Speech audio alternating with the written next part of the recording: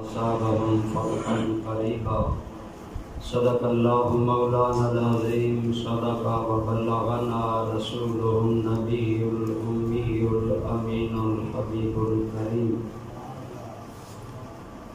حمد و صلاۃ کے بعد زیر محفل اساتذہ دارالعلوم، معزز علماء کرام، برادران اسلام، آپ جانتے ہیں کہ یہ تحریک حی علی الفلاح کا ماہانہ تربیتی تعلیمی اصلاحی پروگرام ہے۔ اس سلسلہ میں آپ جانتے ہیں تحریک حی علی الفلاح کے مقاصد میں سے یہ ہے کہ خصوصاً نوجوانوں کو دین کی طرف دعوت دی جائے اور ان کی تعلیم اور تربیت کے ذریعے ان کے اندر دینی شعور پیدا کیا جائے۔ اس سلسلہ میں آپ کے سامنے آج اسی ذکر میں ایک عظیم واقعہ حضور نبی رحمت صلی اللہ علیہ وسلم کی حیات طیبہ میں پیش ہے، اسی کی روشنی میں چند باتیں عرض کروں گا۔ آپ جانتے ہیں کہ ہمارے آقا کریم صلی اللہ علیہ وسلم نے جب اعلان نبوت فرمایا تو مکہ کا ماحول یکسر خلاف ہو گیا اور اس قدر مسلمانوں پر انہوں نے زیادتیاں کی کہ بالآخر مسلمانوں کو ہجرت کر کے مدینہ منورہ جانا پڑا۔ 13 سال مکہ پاک میں اہل مکہ کا جبر مسلمان سہتے رہے۔ 13 سال بعد ہجرت کا حکم ہوا تو وہاں بھی مکہ والوں نے مسلمانوں کو چین سے نہ بیٹھنے دیا، جنگ پر جنگ مسلط کرتے رہے۔ لیکن بالآخر اللہ کریم نے اپنے حبیب مکرم کو جہاد کی اجازت دی۔ فرمایا حبیب پاک پہلے جہاد کی اجازت نہ ملنا حکمت کے تحت تھا، لیکن اسلام دنیا میں ختم ہونے کے لیے نہیں آیا۔ اسلام کی فطرت میں قدرت نے لچک دی ہے، اتنا ہی یہ ابھرے گا جتنا کہ دبا دو گے۔ یہ دین مٹنے کے لیے نہیں آیا، لہذا آپ صحابہ کو اجازت مل گئی اور صحابہ کرام نے اپنی جان نثاریوں سے غزوہ بدر کیا، غزوہ احد میں اپنی جان نثاریاں پیش کی، غزوہ خندق کے شدید حالات جب پورا عرب مل کر مدینہ منورہ پر حملہ آور ہو گیا، انتہائی مشکل حالات میں صحابہ کرام ثابت قدم رہے۔ یہ حالات اللہ تعالیٰ نے ان سے اپنے حبیب کریم صلی اللہ علیہ وسلم آپ کو اور آپ کے صحابہ کو اس لیے گزارا کہ یاد رکھیں راہ حق پر چلنا یہ ریشم کے بستر پر سونا یا پھولوں پر چلنا نہیں، بلکہ راہ حق پر چلنے والے ہر دور میں مشکلات سے گزرے اور صحابہ کرام نے تو حد کر دی، انتہا کر دی۔ ہم جو دین کا کام کرنے والے ہیں آج ہم سہل انگار ہیں، ہم آسانی پسند ہیں، ہمیں کوئی مشکل نہیں، اس کے باوجود ہم دین کا کام نہیں کرتے۔ خود اس مسجد کے اندر حالات سے میں مطمئن نہیں رہتا۔ اہل محلہ کا مسجد کے ساتھ لگاؤ انتہائی بے اعتنائی، بے توجہی اور چند بوڑھے آدمیوں کے کندھوں پر سارا بوجھ، اور معاف کرنا بوڑھوں کو بھی چاہیے کہ وہ نئے لوگوں کو کام کا موقع دیا کریں۔ نسلوں میں آگے دین کا کام کرنے کے لیے یہ ضروری ہوتا ہے کہ اپنے بعد کے لوگوں کو تیار کرو۔ الحمدللہ تحریک حی علی الفلاح کا یہی مقصد ہے کہ کل ہم رہیں نہ رہیں، ایسے لوگ موجود ہوں جن کے دل میں اللہ کے دین کی تڑپ اور لو موجود۔ اس لیے اللہ تعالیٰ نے صحابہ کو اور سرکار کو ان مشکل حالات سے گزارا۔ ہمیں حضور جان امت رحمۃ اللہ تعالی علیہ ایک شعر سنایا کرتے تھے. آپ فرماتے تھے راہ وفا میں ہر سو کانٹے دھوپ زیادہ سائے کم.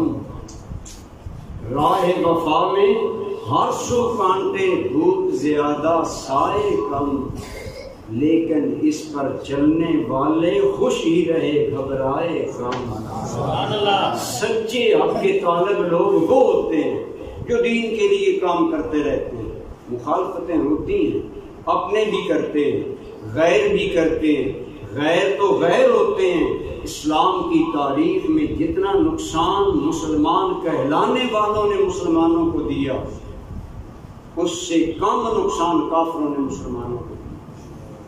اس لیے یہ تاریخی واقعہ نبی رحمت صلی اللہ علیہ وسلم کی سیرت طیبہ، اس کا مطالعہ ضروری ہے. میرے آقا کریم اور آپ کے صحابہ کو مکہ چھوڑے 5 سال گزر گئے.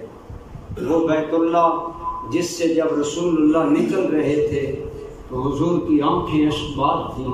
حضور رو کر بیت اللہ کو دیکھتے ہیں اور فرماتے ہیں اے اللہ کے گھر، مجھے تو جان سے بھی زیادہ پیارا ہے. اگر تیرے شہر کے باسی مجھے یہاں رہنے دیتے تو میں محمد کبھی تمہیں چھوڑ کر نہ جاتا. سبحان اللہ. کعبۃ اللہ کے ساتھ حضور کے لگاؤ کا انداز آپ ان الفاظ سے محسوس کریں. 5 سال گزر گئے، صحابہ جی مغویاں کرنے لگے. اسلام لانے کا ہمیں یہ رزلٹ ملا کہ ہم کعبۃ اللہ کی زیارت سے محروم ہو گئے، ہم مکہ جانے سے محروم ہو گئے. آنکھیں ترس گئیں کہ اللہ کے گھر کا ایک جلوہ ہی ہم دیکھ لیں. صحابہ کرام کی یہ بے چینی ان کے چہروں پر بھی تھی، ان کے دلوں میں بھی تھی. سرکار نے محسوس کی. ایک دن حضور نماز سے فارغ ہو گئے. حضور کے چہرے پر بشاشت ہے کہ یہ صلی اللہ ہو درود پاک ضرور پڑھے. آپ کے چہرے پر بشاشت ہے، چہرہ چمک رہا ہے. صحابہ کرام بھانپ گئے. آج کی خاص بات ہے. فرمایا صحابہ مبارک ہو، میں نے خواب دیکھا ہے کہ ہم عمرہ کے لیے جا رہے ہیں. قرآن نے ذکر کیا لقد صدق اللہ رسولہ الرؤیا بالحق لتدخلن المسجد الحرام ان شاء اللہ آمنین محلقین رؤوسکم ومقصرین لا تخافون. اللہ کے نبی نے سچا خواب دیکھا، ان قریب تم مسجد حرام میں امن کے ساتھ جاؤ گے. اس حال میں جاؤ گے کہ تم عمرہ کرو گے، حلق کرواؤ گے یا قصر کروا کر چھوٹے بال کرو گے، اور حال یہ ہوگا لا تخافون، تمہیں اللہ کے علاوہ کسی کا کوئی خوف نہیں. صحابہ بھی خوشی کی لہر دوڑ گئی. الحمدللہ مکہ مکرمہ ہم جائیں گے. چند دنوں کے بعد سرکار نے اعلان کیا تیاری کرو، عمرہ کے لیے جائیں گے. 1400 عشاق صحابہ پروانوں کی طرح اپنے حبیب کے گرد جمع ہو گئے. تیاری ہو گئی.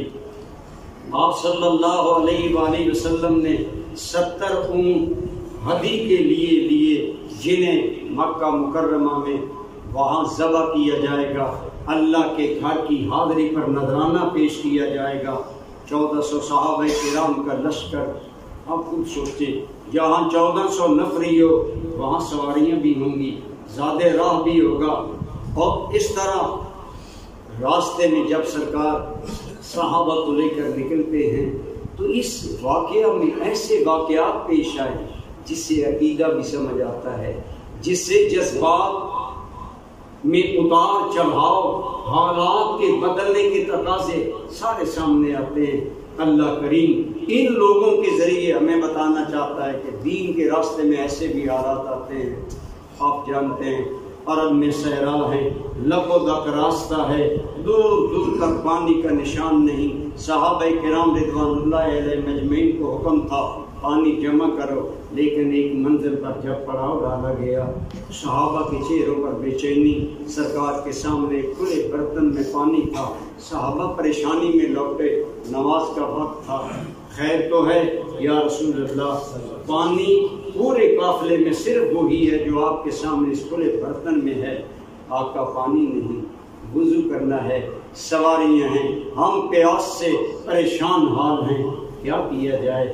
میرے آقا کریم سے صحابہ کی پریشانی نہ دیکھی گئی، سرکار نے کیا کیا؟ سرکار نے اپنا دست رحمت اٹھایا، اسی بڑے برتن کے اندر حضور نے اپنا دست مبارک رکھ دیا۔ صحابہ کرام حضرت جابر رضی اللہ تعالی عنہ اس حدیث کے راوی ہیں۔ یہ صرف تاریخی واقعہ نہیں، یہ حدیث کی کتابوں میں بھی موجود ہے۔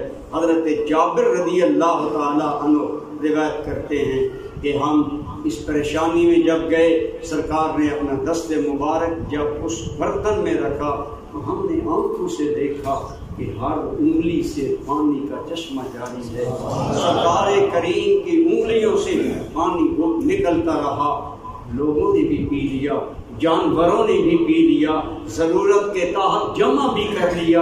حضور نے ہاتھ ٹکایا ہوا ہے، اپنا رکھا ہوا ہے، اور عجیب مستی کی کیفیت ہے۔ اللہ کریم اس راستے میں لوگوں کے دلوں میں یقین پیدا کرنے کے لیے اپنے نبی کا معجزہ نئے سرے سے دکھا رہے تھے۔ آج ہم کہتے ہیں یہ اس میں تو کوئی شک نہیں، سارے نبی انسان ہیں، بشر ہیں، اللہ کے بندے ہیں، لیکن یہ ٹرم غلط ہے کہ ہم ان جیسے، وہ ہمارے جیسے۔ ان کی تو انگلیوں کا عالم یہ ہے کہ اللہ نے ہر انگلی سے ایک چشمہ جاری فرمایا۔ صحابہ کرام رضوان اللہ علیہ مجمعین پانی پی رہے ہیں، ایک ہی بات کرنے کا انداز ہوتا ہے۔ حضور کی سیرت تو سارے لوگ بیان کرتے ہیں، لیکن خدا کی قسم یاد رکھیں، جن کا دل ایمان کی دولت سے مالا مال ہے، وہ جب حضور کا ذکر کرتے ہیں تو ان کے ایک ایک لفظ سے محبت کی دنیا آباد ہوتی ہے۔ یہ سرکار کا معجزہ سارے لوگوں نے بیان کیا، لیکن آئیں سنیں اس انسان کی زبان جس کا دل اللہ نے بر صغیر میں عشق رسول کے فروغ کے لیے چن لیا تھا، یعنی فاضل بریلوی حضرت احمد رضا خان رحمت اللہ تعالی علیہ۔ آپ صحابہ کرام کے اس منظر کو اور حضور کی انگلیوں سے نکلنے والے پانی کو بیان کرتے ہیں۔ آپ فرماتے ہیں انگلیاں ہیں فیض پر، انگلیاں ہیں فیض پر، ٹوٹے ہیں پیاسے جھوم کر، انگلیاں ہیں فیض پر، ٹوٹے ہیں پیاسے جھوم کر، ندیاں پنجاب رحمت کی ہے جاری واہ واہ۔ میرے آقا کی انگلیوں کا یہ کیا عالم ہے جو اس سے پانی جاری ہے۔ اب دیکھیں ہم آج جب حضور کی شان بیان کرتے ہیں تو بعض دل کے تنگ لوگ یہ کہتے نظر آتے ہیں یہ سنی نبی کی شان میں غلو کرتے ہیں، حضور کی شان کو بڑھا کر بیان کرتے ہیں۔ ہاں سچے غلام آقا کی شان کو بڑھا کر ہی بیان کرتے ہیں۔ اسی حدیث کے آخر کے الفاظ ہیں، جب حضرت جابر ابن عبداللہ نے یہ واقعہ بیان کیا نا، بعد والے لوگوں کو، تابعین کو، ان لوگوں میں سے کسی نے سوال کیا جابر تم کتنے لوگ تھے؟ تم کتنے لوگ تھے؟ آپ سن چکے کتنے تھے صحابہ؟ 1400 صاحب۔ حضرت جابر نے یہ نہیں کہا، میں بیان یہ کر رہا ہوں کہ حضور کی شان کو شوقت اور محبت سے بیان کرنا یہ اہل سنت کا وتیرہ، یہ بدعت نہیں ہے، صحابہ کرام کی سنت ہے۔ حضرت جابر رضی اللہ تعالیٰ عنہ کے حدیث کے الفاظ، آپ سے پوچھا گیا جابر تم کتنے لوگ تھے؟ حضرت جابر فرماتے ہیں ہم تھے تو 14 یا 1500، لیکن خدا کی قسم وَلَوْ كُنَّا أَلْفَ أَلْفٍ، اگر ہم 1,00,000 بھی ہوتے تو وہ پانی ہمیں کافی ہو جائے۔ تھے 1400 لیکن 1,00,000 بھی ہوتے تو مصطفیٰ کی انگلیوں سے جاری ہونے والے چشموں کا پانی ہم سب کو کافی ہو جاتا۔ جب عرض کیا گیا یا رسول اللہ برتن بھر لیے گئے، جانوروں نے پی لیا، ہم سیر ہو گئے، میرے کریم نے ہاتھ اٹھایا، یہ قافلہ عشق و محبت رواں دواں ہے، سوئے محبوب کے گھر کی جانب صحابہ کا سفر۔ آج ہم میں سے کوئی بیت اللہ اور مکہ کے راستے میں چلے، دل کی حالت کیا ہوتی ہے؟ اور میری دعا ہے آج کی اس محفل کی برکت سے آپ کو اور مجھے سب کو اللہ تعالیٰ سفر مکہ و مدینہ نصیب۔ کسی کہنے والے نے کہا تھا ہائے کس عالم مستی سے گزر میرا ہے، جانب منزل محبوب سفر میرا ہے۔ جب میں محبوب کے گھر کی طرف چلتا ہوں، میرے دل کی مستی، میرے دل کا کیف کون جان سکتا ہے؟ 1400 صحابہ 5-6 سال سے بیت اللہ کے دیدار کے پیاسے کس شوق سے نبی رحمت کی معیت میں جا رہے ہیں۔ حضور نے حکمت عملی کے ساتھ ایک آدمی کو مکہ مکرمہ میں بھیجا، فرمایا ہم مکہ میں جائیں گے، بھئی ایک ہی مرتبہ آگے آ جائے، بار بار ڈسٹرب نہ ہونا، آگے آ قریب قریب آ۔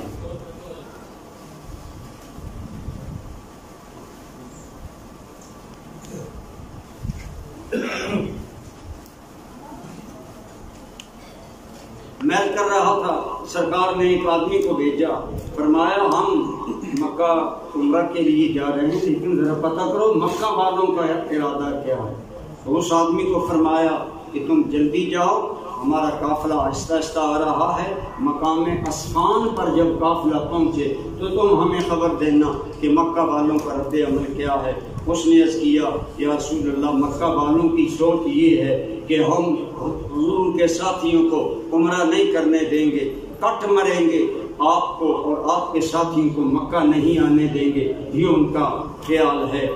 آپ نے اس بارے میں صحابہ کرام سے مشاورت کی۔ ایک بات یاد رکھیں، حضور کو رہنمائی اللہ کی بارگاہ سے ملتی ہے، لیکن سرکار صحابہ سے مشورہ کرتے تھے، اس لیے کرتے تھے میری امت کو سبق ملے کہ کوئی بھی معاملہ حل کرنے کے لیے مشورہ ضروری ہوتا ہے۔ آج ہماری مساجد کے نظام گرم گرم اس لیے ہوتے ہیں، ہم مشورہ نہیں کرتے، ہم میٹنگز نہیں کرتے، ہم مل نہیں بیٹھتے، باہر ہی باہر سے ہم ایک دوسرے پر ناراضگی میں بھرے منہ ادھر ادھر کیے رکھتے ہیں۔ حضور کی سنت ہے مشورہ کیا جائے۔ مشورہ ہونے کے بعد صحابہ کرام رضوان اللہ علیہ مجمعین نے کیا یا رسول اللہ ہم نے عمرہ تو کرنا ہے۔ آپ نے فرمایا ہم سفر جاری رکھتے ہیں، اس دوران سفارت جاری رہی، حالات کا پتہ کرایا جائے۔ آپ نے فرمایا کوئی آدمی جانتا ہے وہ راستہ جو ہمیں حدیبیہ میں لے جائے وہ عام راستے سے ہٹ کر راستہ تھا؟ پتہ چلا کافروں کا ایک جتھا مقابلے کے لیے خالد بن ولید کی قیادت میں آ رہا ہے۔ سرکار نہیں چاہتے تھے لڑائی ہو، کیونکہ عمرہ کے لیے صحابہ آ رہے تھے، ہر آدمی کے پاس ایک صرف تلوار تھی اور 7 یعنی ہدی کے جانور تھے جو بتا رہے تھے کہ ہمارا ارادہ عمرے کا ہے۔ سرکار نے فرمایا راستہ بدلیں، حدیبیہ پہنچے۔ جب حدیبیہ سرکار کریم پہنچے تو آپ کی مبارک اونٹنی قصوہ جس پر آپ سوار تھے اس کو بٹھایا، تھوڑی دیر پڑاؤ کیا، لیکن جب دوبارہ قصوہ اونٹنی کو اٹھانے کی کوشش کی گئی تو وہ نہ اٹھی، تو لوگوں نے کہا یا رسول اللہ یہ اونٹنی تھک گئی ہے۔ فرمایا یہ تھکی نہیں ہے، اسے اسی رب نے بٹھایا ہے جس رب نے کعبہ پر حملہ کرنے والے لوگوں کے ہاتھیوں کو روکا تھا۔ اشارہ تھا، میرے رب کا اشارہ ہے، ہم یہی پڑاؤ کریں۔ حضور نے وہاں ٹھہرنے کا ارادہ کر لیا۔ سفارت چلتی رہی، کوئی آتا کوئی جاتا، بات چیت ہوتی، ان کے بھی نمائندے آتے رہے کہ ہم کسی بھی صورت میں آپ کو عمرہ نہیں کرنے دیں گے۔ سرکار نہیں چاہتے تھے لڑائی ہو۔ آپ نے ایک موقع پر فرمایا کہ قریشیوں کی لڑ لڑ کر قوت ختم ہو رہی ہے، پھر بھی ان کی یہ عصبیت ختم نہیں ہو رہی۔ کاش یہ لوگ میرا راستہ چھوڑ دیتے، دوسرے لوگ میرا مقابلہ کرتے، اگر کبھی اللہ مجھے کامیابی دیتا تو ان کی عزتوں میں اللہ اضافے کرتا۔ یعنی حضور جنگ سے اجتناب کر رہے تھے۔ بہرحال سفارت چلتی رہی، کئی مرتبہ آدمی آئے گئے لیکن وہ کسی بات پر نہ آئے۔ 3 آدمی ان کے آئے، انہوں نے آ کر حالات دیکھے، انہوں نے جا کر بتایا کہ محمد اور ان کے ساتھیوں کا صلی اللہ علیہ وسلم کوئی ارادہ جنگ کا نہیں ہے، لیکن وہ باز نہ آئے۔ ان کی طرف سے ایک بدیل نامی آدمی آیا قاصد بن کر، اس نے سارے حالات بیان کیے۔ بلید بن برقہ، پھر حلیس آیا، پھر کبھی طائف کا ایک قبیلہ ہے بنو ثقیف، ان کا ایک بڑا سردار، اس کا نام تھا عروہ بن مسعود ثقفی۔ یہ بڑا ذہین آدمی، سردار آدمی تھا، انداز گفتگو پر بڑا قادر تھا۔ یہ اس نے جب حالات دیکھے، یہ مکہ والوں کا حلیف اور ساتھی تھا، اس نے کہا کہ جو آدمی وہاں جاتا ہے ملاقات کرنے. انہوں نے اپنے الفاظ میں کہا محمد کے پاس صلی اللہ علیہ وسلم وہ محمد کا ہم نوا بن کر آتا ہے کہ وہ جی جنگ نہیں کرنا چاہتے, وہ امن پسند لوگ ہیں. اس نے کہا کہ تم مجھ پر اگر اعتماد ہو تو میں جاؤں. انہوں نے کہا عروہ بن مسعود اگر ہمارا سفیر بنے ہمیں اور کیا چاہیے. یہ قبیلے کا سردار بھی تھا, انتہائی عقل مند, دور اندیش, سفارت کے کاموں کا ماہر, مختلف بادشاہوں کے پاس سفارت کے لیے جاتا تھا. اسے بھیجا. عروہ بن مسعود حضور نبی کریم صلی اللہ تعالی علیہ وسلم کی بارگاہ میں آیا, لیکن اس سے پہلے سرکار حدیبیہ پہنچ چکے تھے. وہاں پھر یہی معاملہ پیش آیا کہ پانی نہیں مل رہا, لشکر پریشان ہو گیا. وہاں ایک پرانا کنواں تھا, سرکار نے اپنا تیر دے کر ایک صحابی کو بھیجا, فرمایا اس کو کنویں میں گاڑ دو, انشاءاللہ اللہ تعالیٰ پانی دے گا. وہ صحابی کہتے ہیں میں کنویں میں اترا, میں نے سرکار کا عطا کردہ تیر جب کنویں میں اس کو گاڑا تو فرمایا اس قوت سے پانی نکلنے لگا کہ میرے لیے کنویں سے نکلنا مشکل تھا. اللہ تعالیٰ نے کنویں کو لبالب بھر دیا اور اللہ نے صحابہ کرام کے لیے انتظام فرما دیا. یوں اللہ تعالیٰ اپنے محبوب کی شان کا بھی اظہار کر رہے تھے تاکہ صحابہ کے دلوں میں حضور کی محبت, سرکار پر فدائیت اور زیادہ مضبوط ہو جائے. بہرحال عروہ بن مسعود آیا. یہ بڑا قابل آدمی تھا, ذہین آدمی تھا, سفارتکاری میں بڑی مہارت رکھتا تھا. سرکار کے پاس آیا, اس نے بڑی بنا کر بات کی. اس نے کہا بات لمبی ہے, بہرحال اس کا مین مدعا یہ تھا کہ اس طرح لڑائی وغیرہ نہ کی جائے. آپ نے فرمایا ہم تو پہلے ہی عمرہ کے لیے آئے ہیں, ہماری لڑائی کا کوئی ارادہ نہیں ہے. لیکن جب بات چیت ہو رہی تھی تو عروہ بن مسعود یہ ابھی مسلمان, یہ بعد میں جا کر مسلمان بھی ہو, لیکن اس وقت تک ابھی ان کا نمائندہ بن کر آیا اور سردار بھی تھا. سفارتکاری کے اس گمان میں آیا. حضور سے ملاقات جب کر رہا تھا نا تو یہ عربوں میں ایک معمول تھا کہ بات کرتے ہوئے بعض اوقات دوسرے آدمی کے داڑھی پر ہاتھ مارا جاتا. اس نے جب ایک دو مرتبہ حضور کی رخ آپ کی مبارک داڑھی پر اپنا ہاتھ مارا تو آپ ان واقعات میں دیکھیں گے کہ صحابہ کرام کس قدر اپنے محبوب پر فدا تھے. انہیں اپنے محبوب اور امیر اور لیڈر اپنے آقا کی ذات سے کتنی وابستگی اور کتنی محبت تھی. سچ کسی نے کہا اللہ کریم کی مخلوق میں مصطفیٰ کے حسن کا کوئی جواب نہیں ہے اور صحابہ کے عشق کا کوئی جواب نہیں.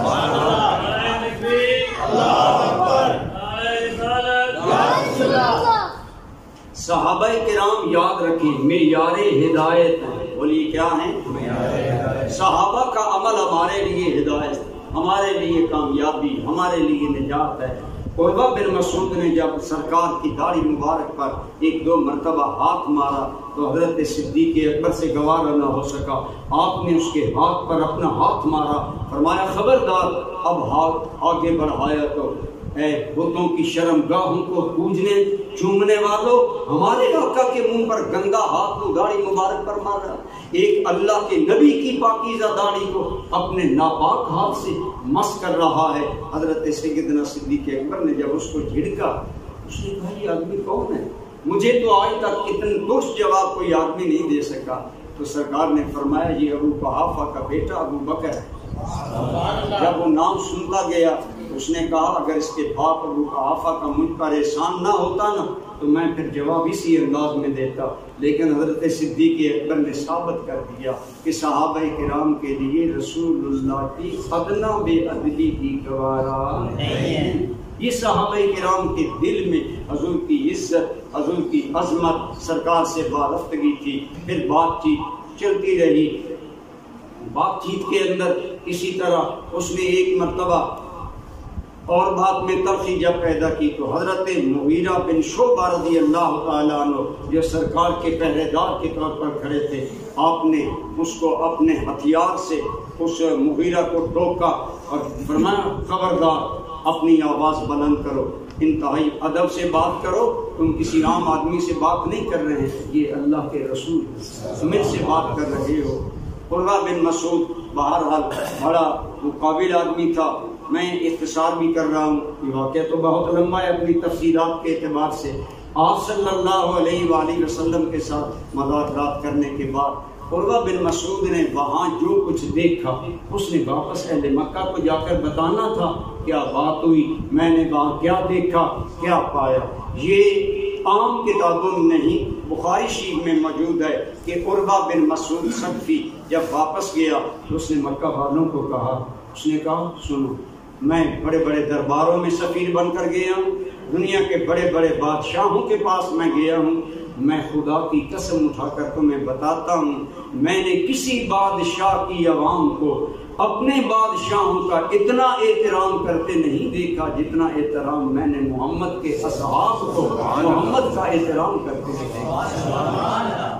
یہ ایک اس وقت جو انسان کافر تھا اس کا صحابہ کرام کے ادب، آپ ان کی تعظیم رسالت اور ان کی سرکار سے محبت کا نقشہ ہے۔ بخاری شریف میں بڑی تفصیل کی بات موجود ہے، اس کے 2-4 ہنٹس میں عرض کرتا ہوں۔ حضرت عروہ بن مسعود نے فرمایا، انہوں نے کہا تم نے کیا دیکھا؟ انہوں نے فرمایا میں جب گیا تو میں نے دیکھا کہ ساری محفل میں صحابہ ادب کے اعتبار سے یوں سرکار کے سامنے بیٹھے تھے گویا ان کے سروں پر پرندے بیٹھے ہیں، اگر سر ہل گیا تو پرندہ اڑ جائے۔ اتنے ادب کے پیکر بن کر رسول اللہ صلی اللہ علیہ وسلم بیٹھے۔ انہوں نے کہا جب سرکار بولنا شروع کرتے ہیں تو سب خاموش ہو جاتے ہیں، ہما تن گوش ہو کر حضور کی بات کو غور سے سنتے ہیں، اور سرکار کی بارگاہ میں ان کے ادب کا معاملہ یہ ہے ان میں سے کوئی آنکھ اٹھا کر بھی حضور کے چہرے کی جانب نہیں دیکھتا۔ اس نے کہا میں نے اپنی آنکھوں سے دیکھا ہے حضور نبی رحمت صلی اللہ علیہ وسلم اگر منہ سے لعاب پھینکتے ہیں صحابہ کرام اپنے ہاتھوں پر لے لیتے ہیں، اس کو زمین پر نہیں گرنے دیتے۔ ایک حدیث کے الفاظ ہیں اگر وہ نخامہ پھینکتے ہیں، نخامہ ناک کے پانی کو کہتے ہیں، زکام کا پانی کتنا بظاہر گندا ہوتا ہے، لیکن عروہ بن مسعود نے کہا اگر وہ تھوکتے ہیں، اگر ناک سے پانی گراتے ہیں، صحابہ اپنے ہاتھوں پر لے کر اسے اپنے چہروں پر مل لیتے ہیں۔ اور اس نے کہا پھر جب میں نے دیکھا کہ ان کے نبی وضو کر رہے ہیں تو منظر یہ تھا کہ جب حضور وضو کرنے لگے صحابہ ارد گرد گھیرے میں کھڑے ہو گئے اور حضور کے بدن پاک کا مستعمل پانی وہ زمین پر نہیں گرنے دیتے، ہر آدمی اپنے ہاتھوں پر وہ پانی لیتا ہے، کوئی چہرے پر مل رہا ہے، کوئی سینے پر مل رہا ہے، اور کہا جسے پانی نہیں ملتا وہ ان کے ہاتھوں سے ہاتھ مس کر کے جن کو پانی ملا تری لے کر برکت کے لیے اپنے چہروں پر مل رہے۔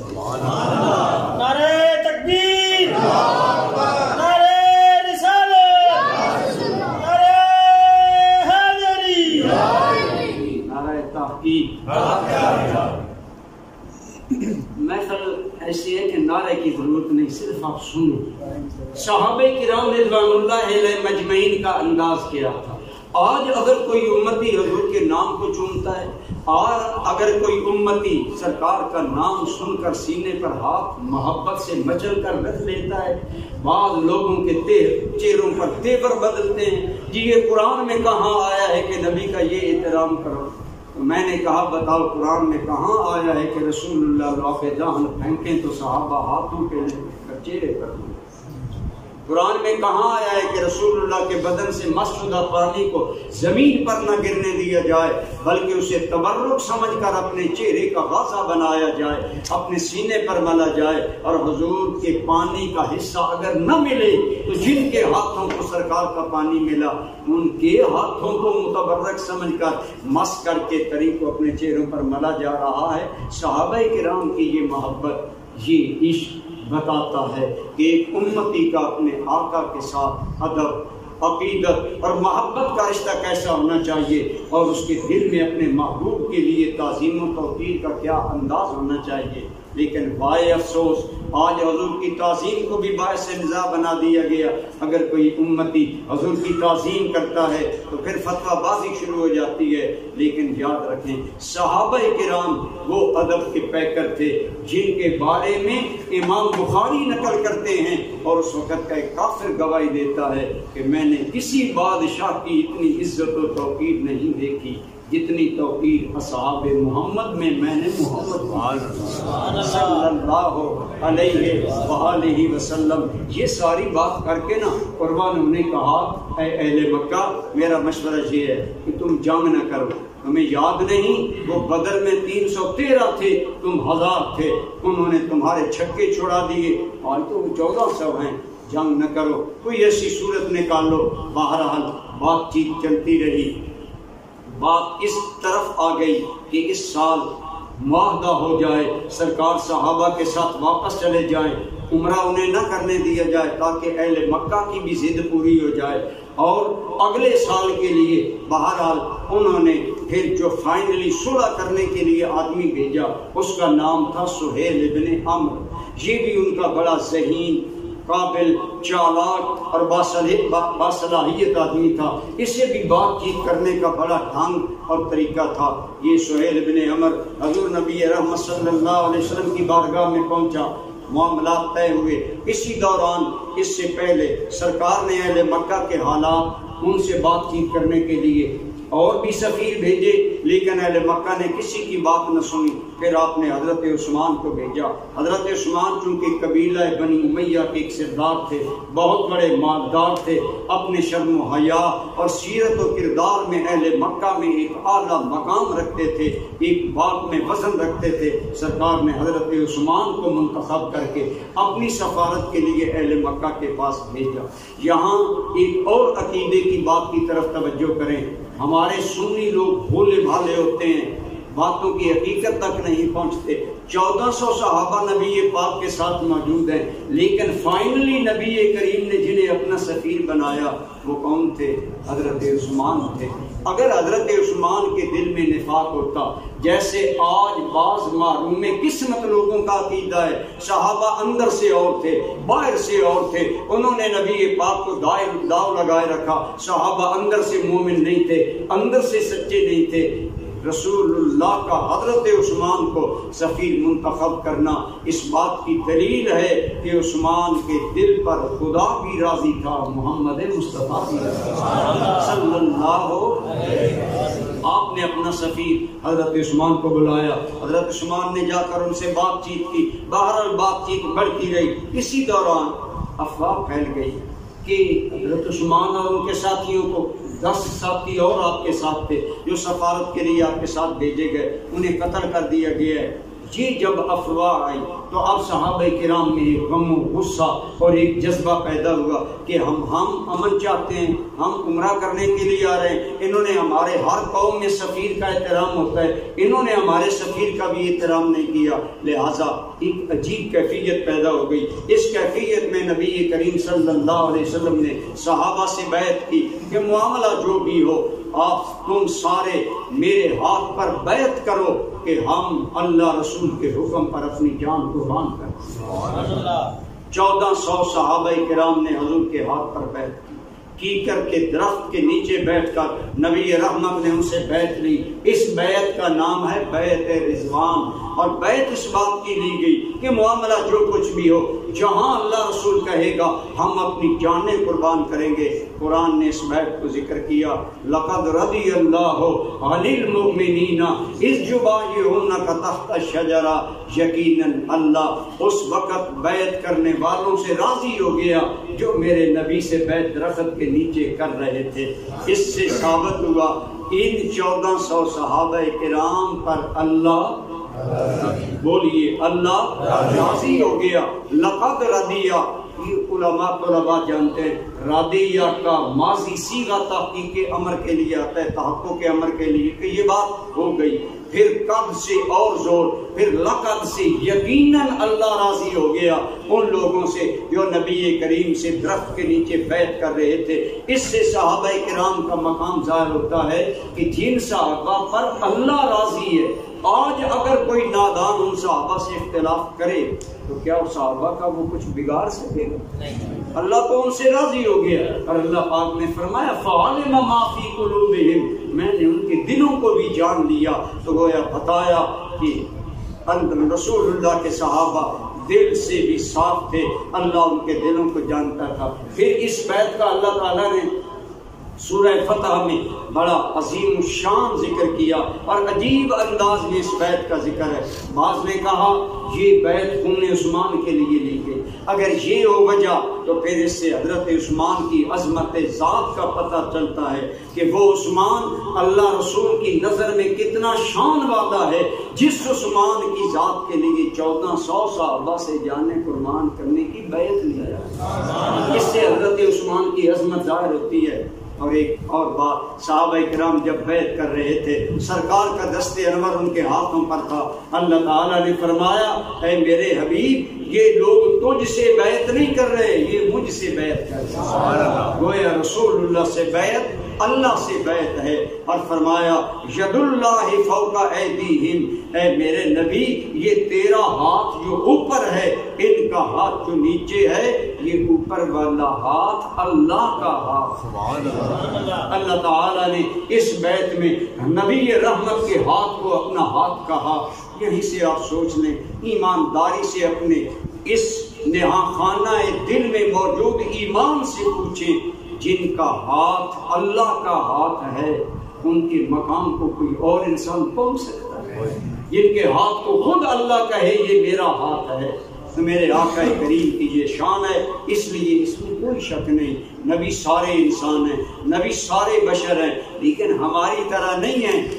نبی اللہ کے پیارے ہیں، اللہ کے محبوب ہیں، اور ہمارے آقا تو محبوبوں کے بھی محبوب ہیں. اور حضور کا یہ مقام ہے کہ حضور کے ہاتھ کو اللہ نے اپنا ہاتھ قرار دیا ہے. 1400 صحابہ کرام کی بیعت ہو گئی. یہ مقام پر یہ بات ہوئی کہ تم کہتے ہو کہ نبی پاک کو غیب کا علم ہے. اگر پتہ تھا تو یہ 1400 سے بیعت کیوں لکھے گا؟ حضرت عثمان زندہ ہیں. میں نے کہا ویسے بات سوچ کر کرنی چاہیے. آپ بتائیں بیعت رسول اللہ نے خود لی یا اللہ کی اجازت سے لی؟ اللہ کی اجازت سے لی. میں نے کہا پھر بتاؤ اللہ کو بھی پتہ نہیں تھا. یہ باطل اور فاسد فرقوں کی سوچ کا برا انجام ہے کہ وہ اللہ کے محبوبوں کی شان کا انکار کرنے کے لیے ایسی باتیں کرتے ہیں جس کی ذات پھر اللہ پر بھی بعض اوقات آتی ہے. تو ہمارا یہ عقیدہ نہیں کہ کوئی بھی نبی خود جانتا ہے. ہمارا عقیدہ یہ ہے نبیوں کو جتنا علم ملتا ہے خدا عطا کرتا ہے، خدا دینے والا ہے. نبی علم تو اللہ جو علم دیتا ہے وہ نبی کے پاس ہوتا ہے، اور وہ کتنا ہوتا ہے اس کا پیمانہ لے کر کوئی اور ناپے تو ناپے. ہم تو کہتے ہیں کہ دینے والا خدا ہو، دینے والا محمد مصطفیٰ ہو. پھر خود غور کر لو کہ اس علم کی وسعتوں کا عالم کیا ہوگا. حضور نبی کریم صلی اللہ علیہ وسلم نے 1400 صحابہ کرام سے بیعت لی. اسی دوران حضرت عثمان آ گئے.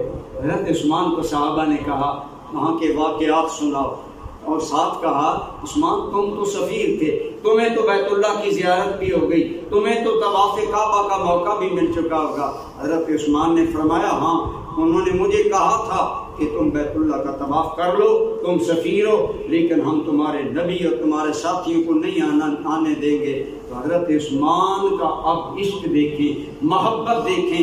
آپ نے فرمایا ما کنت لأطوف ورسول اللہ لم یطوف، اگر میرے محبوب بیت اللہ کا طواف نہیں کریں گے تو میں بھی نہیں کروں گا، میں بھی اس کعبہ کا طواف نہیں کروں گا.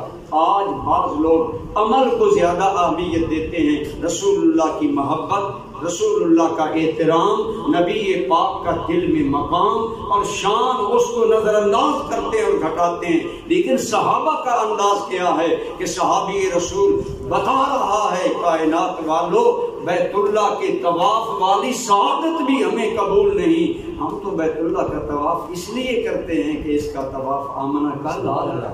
ہم تو بیت اللہ بھی مانتے ہیں تو رسول اللہ کی وجہ سے مانتے. تو حضرت عثمان غنی نے انکار کر دیا، گویا بتا دیا یا رسول اللہ ہمارا ایمان بھی آپ، ہمارا دین بھی آپ. جیسا کہ ایک شاعر کا وہ بڑا حسین شعر ہے، میری توحید بھی تم سے ہے، عید دید بھی تم سے، میرا ایمان ہے کلمہ تمہارا یا رسول اللہ. حضرت عثمان غنی کا یہ اپنے آقا کے ساتھ صالحانہ تعلق محبت اور حضور کی ذات کی اہمیت ہے.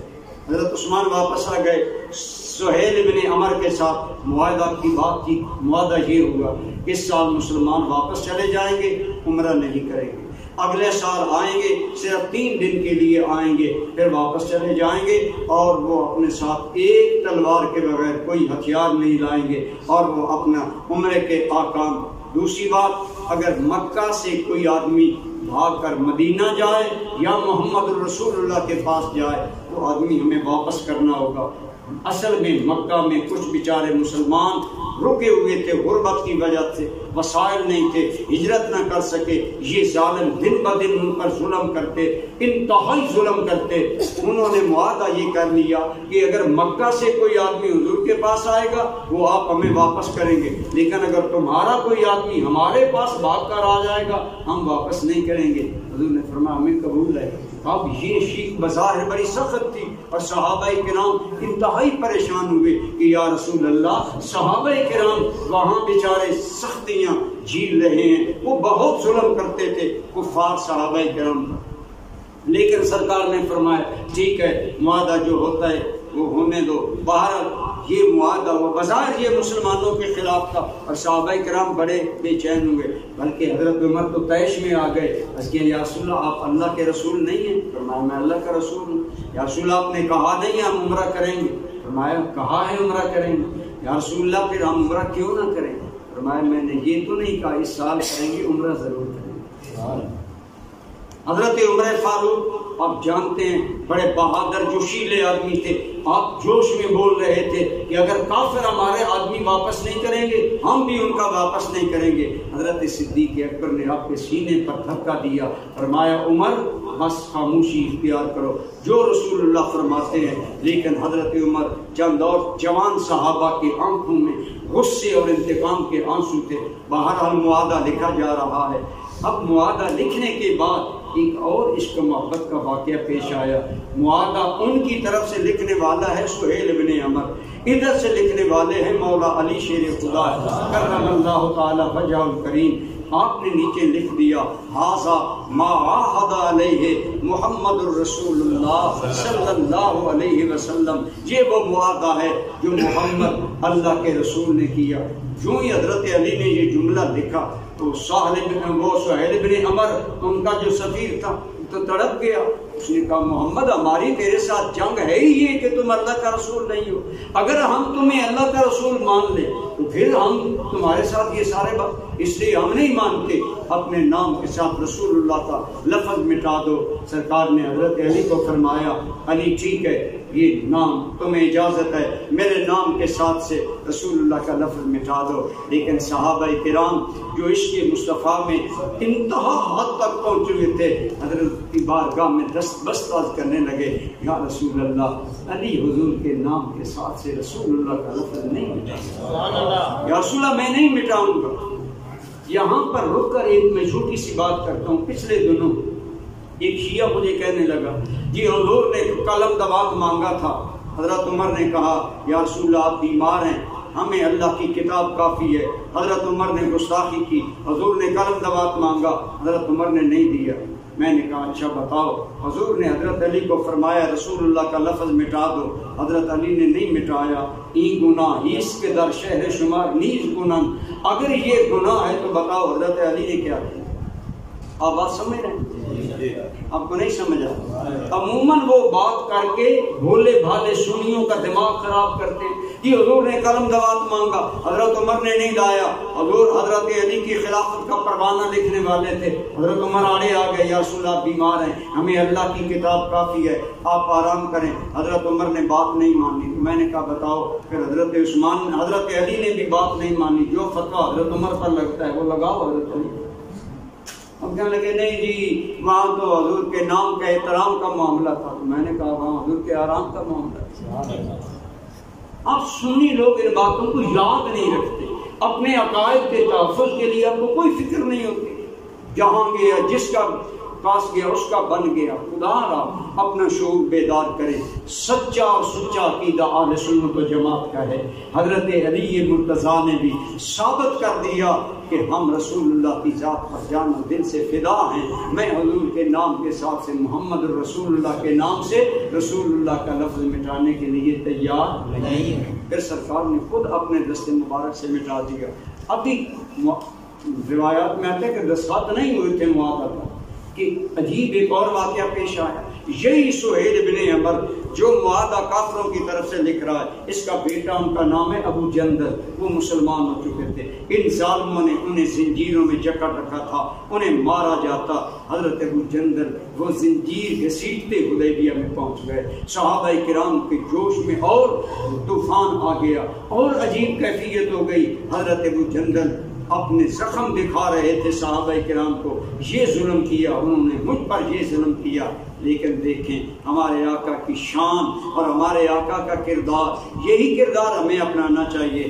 آپ نے فرمایا ابو جندل تمہیں واپس جانا ہوگا، کیونکہ اللہ کے رسول نے بات کر دی ہے، خواہ اس پر ابھی دستخط ہوئے ہیں یا نہیں، میں وعدہ کی خلاف ورزی نہیں کروں گا. جب آپ نے یہ فرمایا حضرت ابو جندل ساروں کی طرح رونے لگ گئے، بعض صحابہ بھی رونے لگ گئے اور صحابہ کے جذبات میں ایک عجیب ہیجان آ گیا.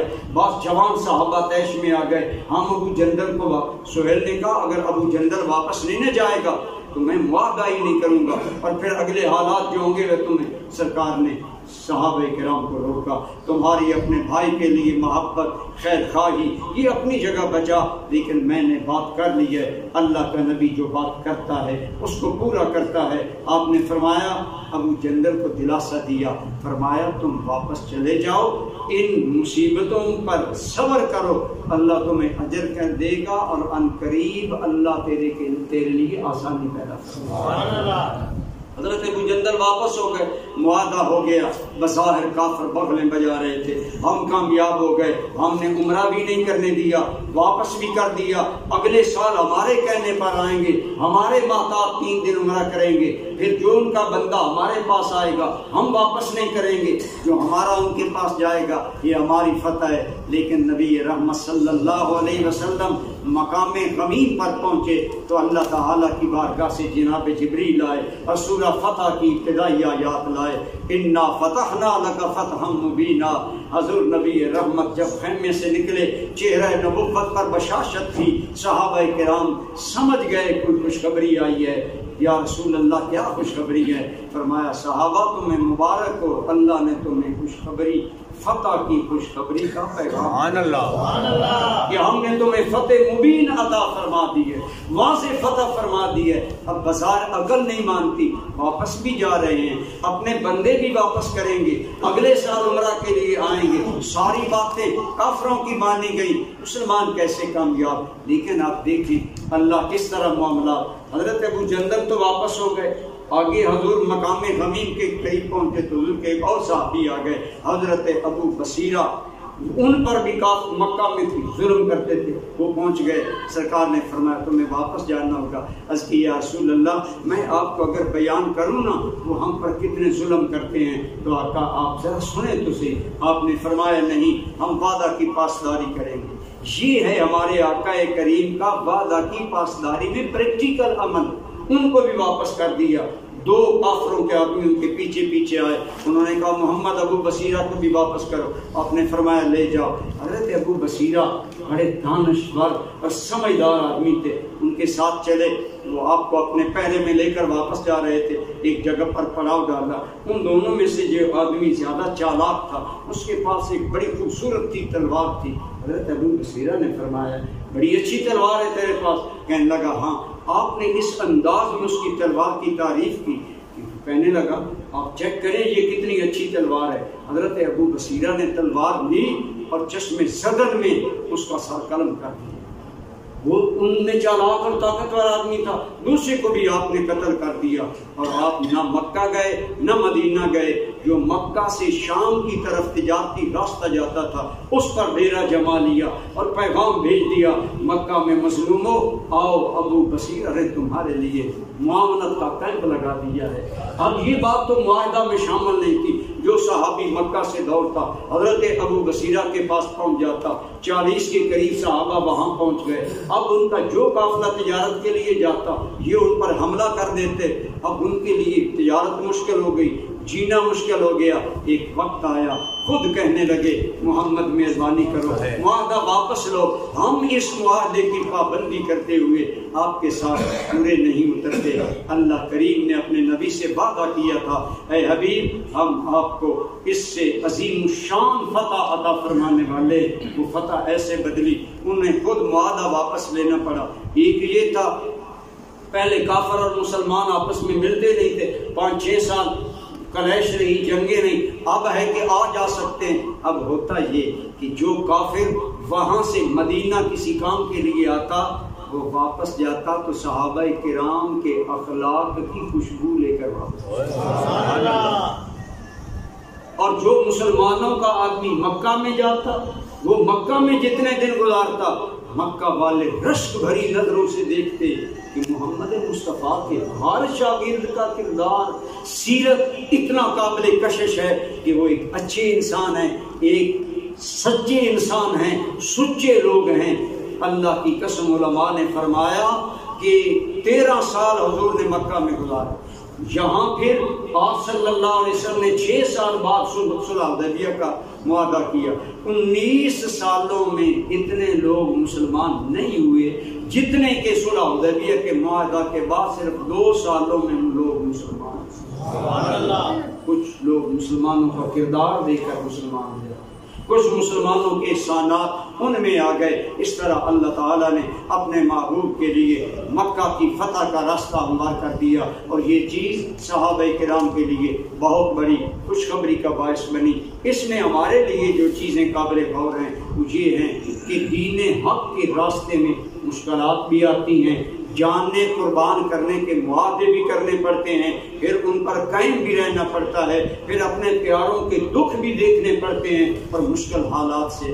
لیکن افسوس ہے آج ہمارے مسلمانوں نے سارا دین سمجھا ہے کہ مولویوں کا دین ہے، مولوی جانے، ان کے کام جانے۔ خدا را آپ میں سے ہر مسلمان رسول اللہ کے دین کا وارث ہے، اپنی ذمہ داری کو سمجھا کریں، اور یہ ذمہ داری یہ ہے کہ اللہ تعالیٰ جس کو جو ذمہ داری، اسی طرح ہمارے جو آپ لوگ ماشاءاللہ اب یہاں جتنے لوگ ہیں یقیناً آپ نمازی ہیں، آپ دیندار ہیں، جو نماز نہیں پڑھنے آتا وہ قریشی صاحب کی تقریر سننے کیا آئے گا؟ میں آپ سے عرض کرتا ہوں کہ صحابہ کرام کے 2 سالہ روابط کی وجہ سے بہت سے کافر مسلمان ہیں، صحابہ کا کردار دیکھ کر مسلمان ہو گئے، وہ اتنے با اخلاق، اتنے با کردار۔ آج رات ہمارے گاؤں میں پروگرام تھا تحریک حیہ الفلاح کا، وہاں میرا موضوع تھا حسن اخلاق کی اہمیت۔ تو وہاں میں نے ایک بات کی کہ عجیب معاملہ ہے، جو بے دین ہیں وہ مسجد میں نہیں آتے، اور جو مسجد میں آتے ہیں وہ نماز پڑھنے کے باوجود بدخلق ہوتے ہیں، ان کی طبیعتوں میں سختی ہوتی ہے، وہ کسی نئے بندے کو مسجد میں دیکھ نہیں سکتے۔ ایک چھوٹا سا بچہ کوئی غلطی کر بیٹھے، ہمارے بڑے نمازی صاحب کے ڈانٹنے کا انداز یہ ہوتا ہے کہ وہ تو نظر آتا ہے کہ خدا کے گھر کا احترام ہے نہ اس کے پیش نظر، نہ اس کو تقدس ہے اللہ تعالیٰ کے گھر کی۔ وہ عدم کا ایک بڑا حسین شعر ہے، عدم کہتا ہے عدم خلوص کے بندوں میں ایک نقص ہوتا ہے، ستم ظریف بڑے کم ظرف ہوتے ہیں۔ آج ہماری نمازیں ہمیں کم ظرف بنا دیتی ہیں، آج ہماری عبادتیں ہمیں تمدل بنا دیتی ہیں، آج ہماری عبادتیں ہمیں بد اخلاق بنا دیتی ہیں۔ ہم بچوں کو مسجدوں میں ڈالتے ہیں، ہم نئے آنے والی نمازی کو تذہیق کریں گے، آج تجھے بھی مسجد کا راستہ نظر آ گیا ہے، چلو شکر ہے مرن تو پہلے آ ہی گیا۔ آپ بتائیں آپ اس کے جذبہ نماز کو الٹا بگاڑ رہے ہیں یا اسے اللہ کی طرف بلا رہے ہیں؟ آج ہمارے دور میں جو دین کے بارے میں معاملات میں کمزوری ہے وہ اس لیے ہے کہ ہم جو دین کا کام کرنے والے لوگ ہیں ہم دین کے تقاضے نہیں سمجھتے۔ صحابہ کرام نے اپنے اخلاق سے، اپنے کردار سے ان لوگوں کے دل موہ لیے، حضور نبی رحمت نے ان کے دل موہ لیے۔ میں نے کئی مرتبہ عرض کیا جب حضرت عمر کی فوجیں ایران سے برسر تحقیقات تھی، دنیا کی سپر پاور تھی ایران، ان سے جن دنوں لڑ رہے تھے وہاں ایک آدمی جو کہ ایران کی فوجیوں کا جاسوس تھا، آپ جانتے ہیں جاسوس کتنا کلیور آدمی ہوتا ہے، چالاک ہوتا ہے، وہ کتنے ڈیپلی معاملات پر نظر رکھتا ہے۔ علامہ بلادری نے لکھا ہے کہ جنگ جاری رہی، جب 17واں دن آیا نا تو ایک آدمی حضرت سعد بن ابی وقاص کے خیمے میں آیا. یہ حضرت سعد بن ابی وقاص کمانڈر تھے فوج کے. ان کے پاس آ کر کہنے لگا اے سعد میں ایرانی آدمی ہوں, میں وہاں سے جاسوسی کرنے کے لیے یہاں آیا اور 16 دن میں نے تمہاری جاسوسی کی ہے, تمہاری اندر کی خبریں وہاں پہنچائیں, لیکن میں نے 16 دن میں تیرے ان ساتھیوں کو جو کچھ پایا ہے, میں نے ان تیرے لشکریوں کو جو پایا ہے نا, ان کو دیکھنے کے بعد آج میں تیرے پاس جاسوس بن کر نہیں آیا, میں تیرا دین قبول کرنے کے لیے. حضرت سعد بن ابی وقاص نے فرمایا تم کیوں دین قبول کر رہے ہو, کیا وجہ ہے, تم نے کیا دیکھا؟ اب بات سنیں, آپ اور میں کن لوگوں کے وارث ہیں؟ تحریک حی علی الفلاح کی ممبروں, تحریک حی علی الفلاح سے پیار کرنے والوں, ہم کن لوگوں کے وارث ہیں, کن لوگوں کے ہم جانشین ہیں؟ اس نے کہا میں نے تیرے لشکریوں کے دن کے وقت یہ دیکھا کہ تیرا ہر سپاہی چاہتا ہے کہ میری جان پہلے قربان. سبحان اللہ. میری جان دوسرے سپاہی سے پہلے اللہ رسول کے نام پر قربان ہو.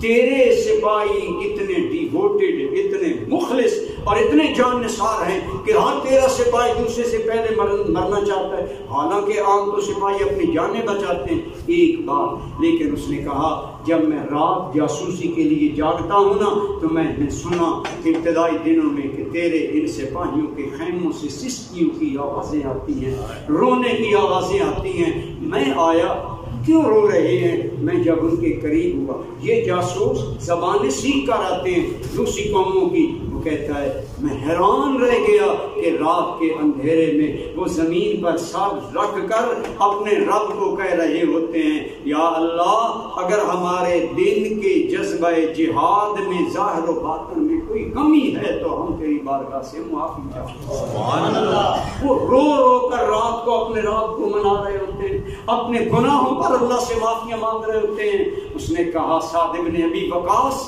مجھے تیرے خدا کی قسم تیرے سپاہیوں کی سستیوں نے میرا دل بدل ڈالا, تیرے سپاہیوں کے خلوص نے میرا دل بدل ڈالا. میں سمجھتا ہوں جس نبی کے امتیوں کے خلوص کا یہ عالم ہے, ان کا نبی بھی سچا ہے, ان کا خدا بھی سچا ہے. آپ مجھے کلمہ پڑھائیں اور اسلام میں داخل. یہ تھے تیرے میرے آبا و اجداد مسلمان جن کے کردار میں اتنی کشش تھی, ان کی زندگی میں اتنی جاذبیت تھی کہ جو انہیں ملتا وہ اسلام سے متاثر ہو کر جاتا. آج ہمارے اخلاق, آج ہمارا کردار بددیانتی ہے تو ہمارے اندر, چور بازاری ہے تو ہمارے اندر, بات کو غلط ایکسپلائٹ کرنا تو ہمارے انداز میں, ہمارے معاملات انتہائی بگڑے ہوئے ہیں.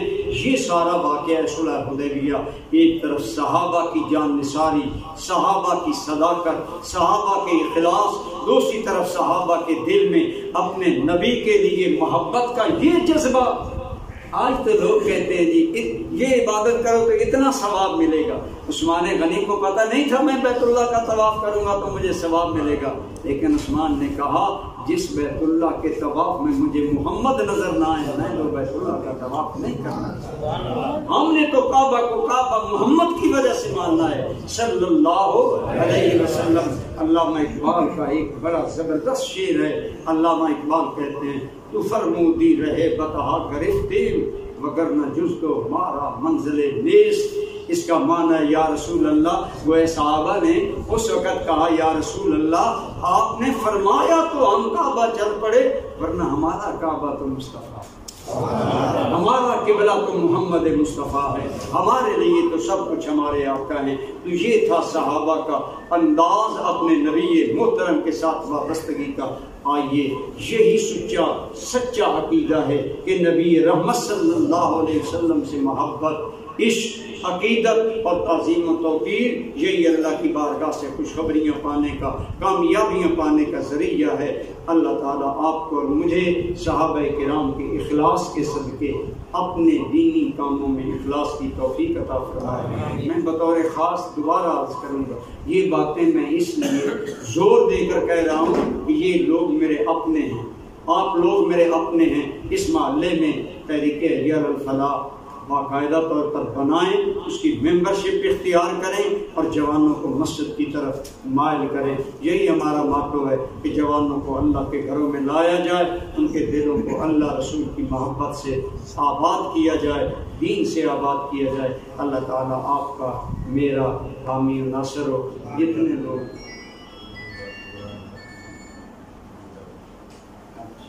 مولانا زبیر صاحب یاد دلا رہے ہیں کہ انشاءاللہ اگلی جمعرات جو آ رہی ہے بعد از نماز مغرب جامع مسجد امیر حمزہ میں مرکزی پروگرام ہے۔ وعلى آله وصحبه أجمعين سبحانك اللهم وبحمدك أشهد أن لا إله إلا أنت أستغفرك وأتوب إليك ربنا تقبل منا إنك أنت السميع العليم وتب علينا إنك أنت التواب الرحيم۔ یا الہ العالمین، ہم نے تیرے حبیب کریم علیہ الصلوۃ والتسلیم اور آپ کے صحابہ کرام کا ذکر کیا، مالک ان کے ذکر مبارک کا صدقہ ہمارے صغیر کبیرہ گناہ معاف فرما۔ آج ہمارے اندر جو کمزوریاں ہیں مالک انہیں دور فرما، ہمارے اعتقاد میں، ہمارے عشق رسول میں، نبی پاک کی ذات سے وابستگی میں جو کمی ہے یا اللہ اسے دور فرما، اور ہمیں اپنے جان اور حص جان نبی پاک کا نام بنانے کی توفیق عطا فرما۔ آپ صلی اللہ علیہ وسلم کا ادب، احترام، تعظیم ہمیں نصیب فرما۔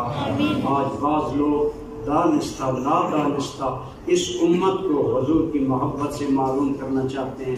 اقبال نے کہا تھا شیطان اور اس کے چیلوں کی سازش ہے، یہ فاقہ کش کے موت سے مرتا نہیں کبھی، روح محمد اس کے بدن سے نکال دو۔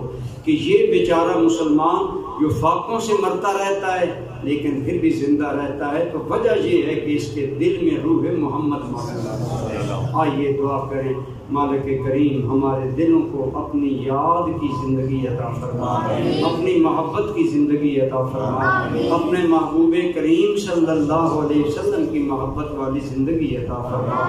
مالک کریم ہمارے مردہ دلوں کو اپنی اور اپنے حبیب کریم صلی اللہ علیہ وسلم کی محبت سے آباد فرما۔ یا اللہ ہمیں اپنی یاد کی توفیق عطا فرما۔ مالک آج ہمارے گناہوں کی وجہ سے ہمارے دل سخت ہو گئے، بڑی بڑی ہدایت، بڑی بڑی تلاوت، بڑی بڑی نعت خوانی ہم پر اثر نہیں کرتی۔ اے مالک کریم ہماری دلوں کی سختی دور فرما، مالک ہماری آنکھوں اور دلوں سے غفلت کے پردے دور فرما۔ مالک کریم جس پر تو مہربان ہوتا ہے اسے رقت قلبی عطا کرتا ہے، اس کے دلوں میں تیرا خوف پیدا ہوتا ہے تو نرمی ہوتی ہے۔ مالک کریم ہمیں اپنا خوف عطا فرما، مالک ہمیں اپنے گناہوں پر رونا نصیب فرما، ہمیں اپنی خطاؤں کو یاد کر کے اپنی غلطیوں پر رونے کی توفیق عطا فرما۔ یا اللہ ہمیں بھی صحابہ کرام کی سسکیاں نصیب فرما، ہمیں صحابہ کرام کی آہوزاریاں نصیب فرما، ہمیں صحابہ کرام کی شب بیداریاں نصیب فرما، ہمیں صحابہ کرام کا اخلاص اور عشق رسول نصیب فرما۔ مالک کریم اس مسجد کو ہمیشہ اپنی یاد سے آباد فرما، اس کے آباد کرنے والوں کو آباد فرما۔ جتنے دوست پروگرام میں آئے ان کا ایک ایک قدم اپنی بارگاہ میں قبول فرما، حاضری کا ایک ایک لمحہ قبول فرما۔ اور یا رب العالمین اس حال میں ہمیں واپس فرما کہ ہمارے گناہ معاف ہو جائیں، ہماری غلطیاں معاف ہو جائیں۔ مالک ہم گناہ گار لوگ ہیں، ہم کمزور لوگ ہیں، بھول کر بھی غلطیاں کرتے ہیں، بغاوتیں بھی کرتے ہیں، جان بوجھ کر بھی نافرمانیاں کرتے ہیں۔ مالک تو دلوں کے حال جاننے والا ہے۔ اے مالک کریم اپنے فضل و کرم کا صدقہ ہمیں معاف فرما۔ یا رب العالمین سرکار کریم صلی اللہ علیہ وسلم نے اپنی امت کی بخشش کے لیے جو رو رو کر دعائیں مانگی، عبداللہ بن مسعود کہتے ہیں ساری رات گزر گئی حضور امت کے لیے رو رو کر دعائیں کرتے رہے۔ یا اللہ ان آنسوؤں کا صدقہ ہماری بخشش فرما، یا اللہ ان آنکھوں کا صدقہ ہمیں ان دعاؤں میں شامل فرما، ہمیں نبی پاک صلی اللہ علیہ وسلم کی نگاہ توجہ نصیب فرما۔ مالک ہم غلاموں کی طرف حضور کی ایک توجہ کی نظر ہو جائے، ایک نظر التفات نصیب ہو جائے۔ مالک کریم ہمیں اپنے محبوب کریم کا سچا غلام بنا، اپنا عبادت گزار بندہ بنا۔ اپنی ذات سے ڈرنے والا بنا، ہمیں اپنی خشیت عطا فرما، اپنا خوف عطا فرما، ہمارے بے نمازوں کو نماز نصیب فرما، تیرا کھا کر مالک پھر تیرا نام نہیں لیتے انہیں سمجھ عطا فرما۔ آج دنیا کی بھول بھلیوں میں مست ہیں، مالک کریم حضرت علی کا وہ ارشاد یاد آتا ہے کہ لوگ سو رہے ہیں، آنکھیں اس وقت کھلیں گی جب موت آئے گی۔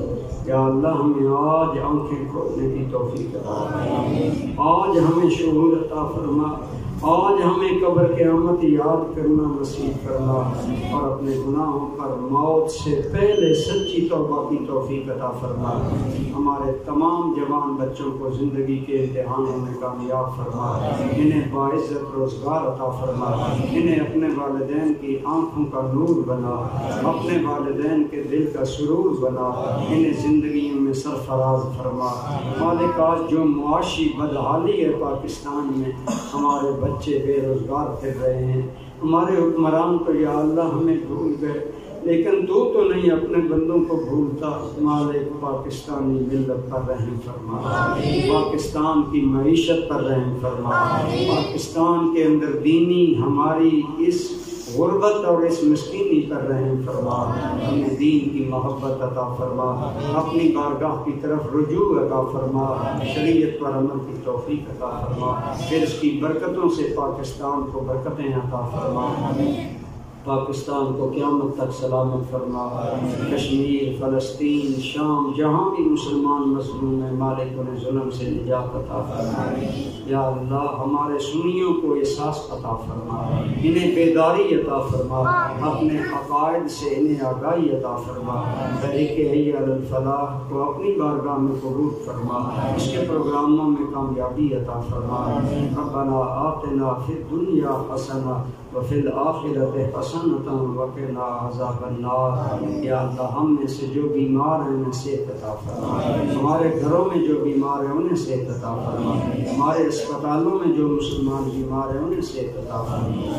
مالک جن کے جسم بیمار ہیں انہیں بھی صحت دے، جن کے دل بیمار ہیں انہیں بھی صحت عطا فرما، اور ہمیں یا اللہ ذکر کرنے والی زبان نصیب فرما، شکر کرنے والا دل نصیب فرما، سجدے کرنے والا سر نصیب فرما۔ مالک ہمیں اپنے ذکر میں وہ لذت عطا فرما جو ٹھنڈے میٹھے پانی میں پیاسے کو سکون ملتا ہے۔ ربنا آتنا وآتنا ما وعدتنا علی رسولک ولا تخزنا یوم القیامہ انک لا تخلف المیعاد۔ وصلی اللہ تعالی علی رسولہ خیر خلقہ سیدنا